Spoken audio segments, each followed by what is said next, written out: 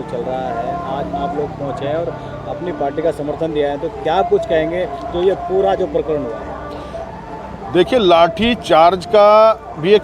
System होता है, तरीका होता है। लाठियाँ भांजी जाती हैं, कंधे नहीं तोड़े जाते, हाथ पैर तोड़ के डाल दिए वो 6-6 फीट के सरदारों के यहाँ पे।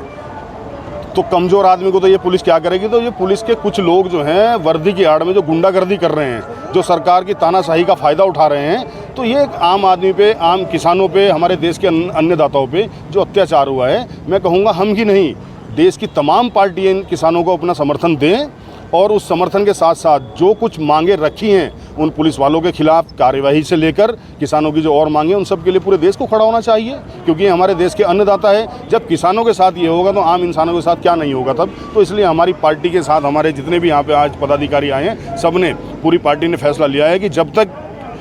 परसों वाली घटना पे जो मांगे हैं, जो कार्यवाही की मांगे वो पूरी नहीं हो जाती, हमारा पूरा समर्थन किसानों के साथ रहेगा। इसके साथ साथ किसानों का जो पूरे देश में कुछ मांगे लगातार चल रही हैं, चाहे वो एमएसपी हो, चाहे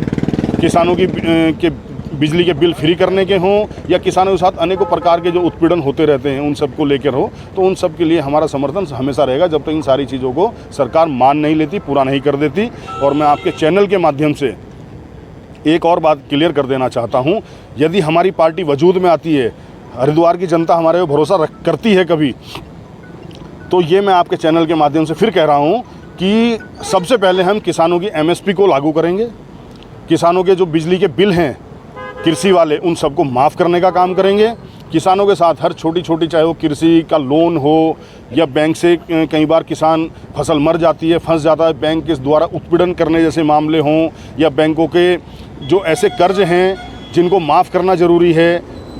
ऐसे कर्ज माफ़ी से लेकर तो अनेकों प्रकार की जो, चाहे वो खाद का हो, डीएपी का मामला हो, किसानों की और कई सारी समस्याएं हैं, किसानों के बीमे का मामला हो, इन सारी चीज़ों को अगर हम वजूद में आती है हमारी पार्टी, सबसे पहले हम